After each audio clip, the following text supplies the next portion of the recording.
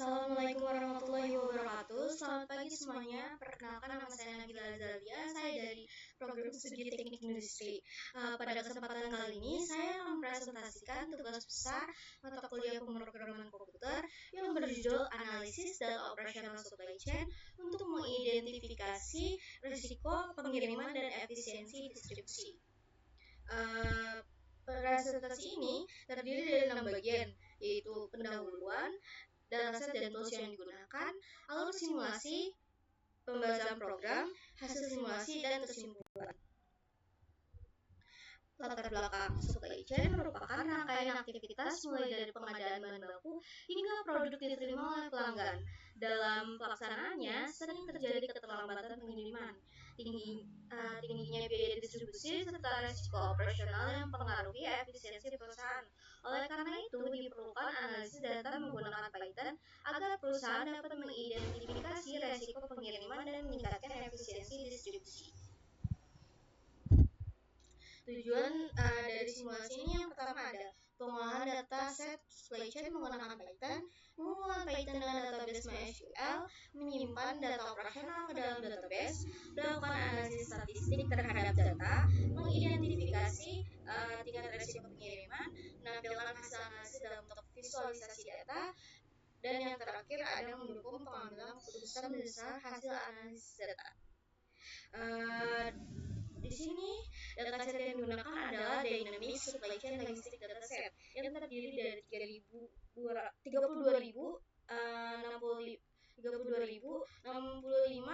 data dengan 26 variabel di dalamnya, seperti site shipping cost, lead time days, risk classification, dan fuel consumption rate.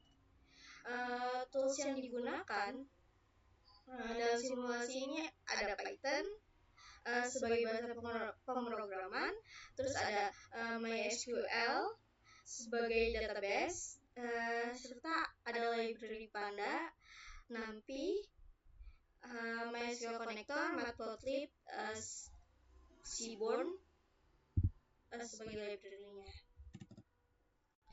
Alur simulasinya, proses dimulai dengan mengimport library yang dibutuhkan, kemudian membaca dataset CSV dan mengubah format timestamp. Setelah itu, Python dihubungkan dengan MySQL untuk membuat database dan table. Kemudian seluruh data disimpan ke dalam database. Selanjutnya dilakukan analisis statistik dan visualisasi data untuk memperoleh informasi mengenai risiko pengiriman dan efisiensi distribusi.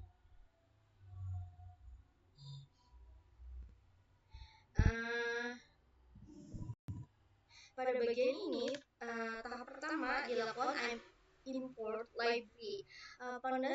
Import pandas SPD ini digunakan untuk mengolah data.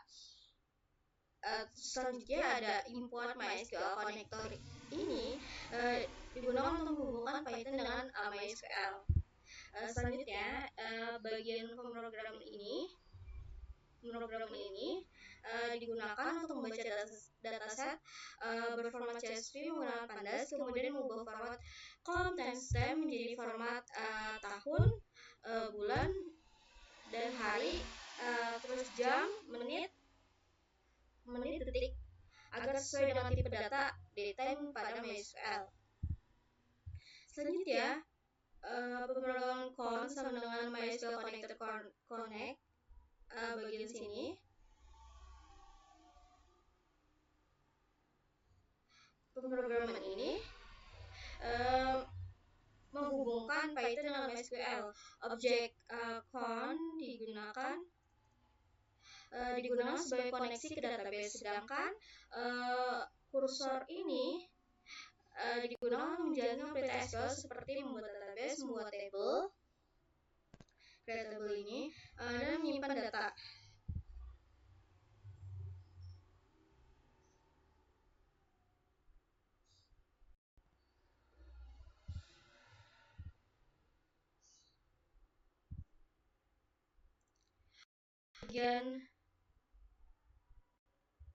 Pada bagian create table ini, program membuat table berisi seluruh atribut pada dataset sehingga struktur database sesuai dengan data yang akan disimpan. Bagian for row in def inner rows ini kode membaca setiap baris data pada dataset, kemudian menyimpannya ke dalam database menggunakan perintah insert. Setelah seluruh data dimasukkan, fungsi commit ini digunakan agar data tersimpan secara permanen.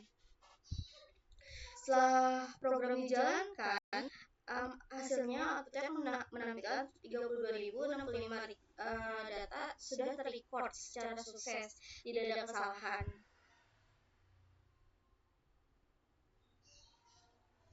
Selanjutnya, singkat program DFID ini digunakan untuk menampilkan 5 baris pertama dataset sebagai 5 baris pertama dataset sebagai contoh data yang berhasil dibaca oleh Python. Ini. Dan bagian print df info ini menunjukkan bahwa dataset terdiri dari 32.005 data, 32.065 data, dan 26 variabel serta menempel tipe data setiap kolomnya.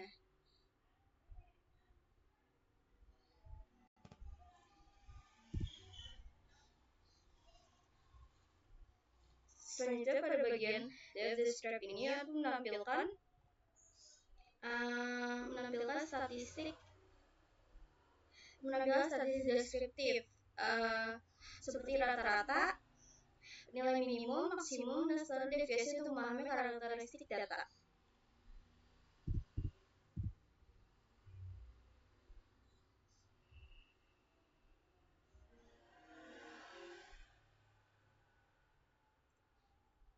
Penggunaan program value counts dan group by ini outputnya akan menunjukkan jumlah data pada setiap kategori risiko serta rata-rata biaya pengiriman dan peluang keterlambatan berdasarkan risiko.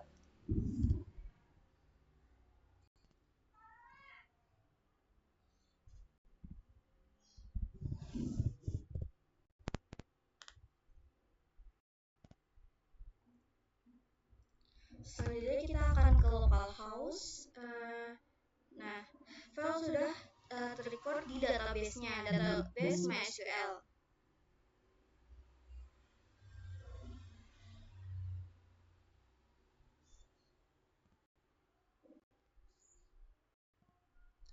Setelah program dijalankan, program yang ada di Jupyter Notebook tadi dijalankan, seluruh data berhasil disimpan ke dalam database MySQL. Hal ini menunjukkan bahwa integrasi antara Python dan MySQL telah berjalan dengan baik sesuai rencana kita dan tujuan kita. Di sini ada grafik distribusi risk classification menggunakan matplotlib. Grafik ini menunjukkan jumlah data pada setiap kategori risiko terlihat grafik ini menunjukkan jumlah data pada setiap kategori risiko. Terlihat bahwa kategori high risk ini memiliki jumlah data terbanyak sehingga sebagian besar aktivitas distribusi memiliki tingkat risiko yang tinggi. Selanjutnya, ini ada grafik ini ada presentasi risk classification dalam bentuk pie chart. Grafik ini menampilkan presentasi setiap kategori risiko. Kategori high risk mendominasi data, sedangkan moderate risk dan low risk memiliki proporsi yang lebih kecil. Jadi ada grafik dalam bentuk histogram. Grafik distribusi shipping cost ini menunjukkan distribusi biaya pengiriman penyebaran biaya yang bervariasi dapat menjadi dasar mengevaluasi efisiensi proses distribusi.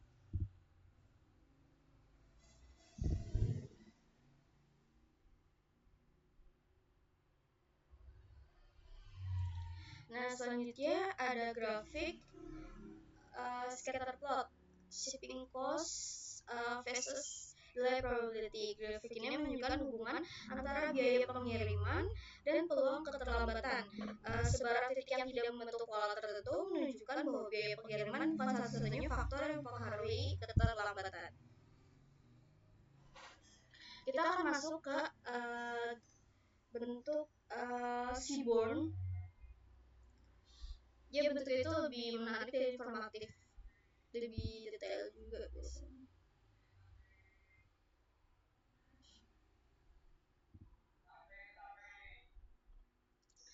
Nah, di sini ada correlation heat map.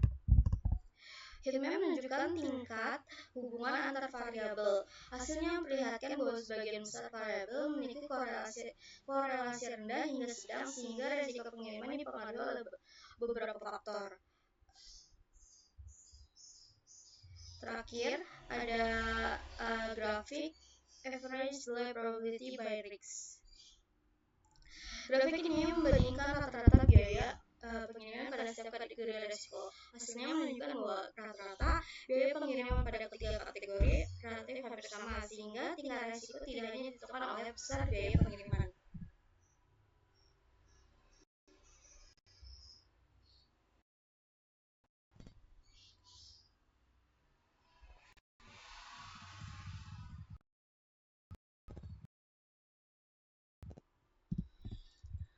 Berdasarkan hasil simulasi, Python berhasil digunakan untuk membaca dataset, menghubungkan dengan MySQL, menyimpan seluruh data ke database, melakukan analisis statistik, dan menghasilkan visualisasi data. Hasil analisis menunjukkan bahwa kategori high risk mendominasi data operasional supply chain. Oleh karena itu, perusahaan perlu meningkatkan pengendalian risiko, mengurangi keterlambatan pengiriman, meningkatkan efisiensi distribusi melalui pengambilan keputusan yang berbasis data. Demikian presentasi yang dapat saya sampaikan mengenai database supply chain ini. Terima kasih atas perhatiannya. Wassalamualaikum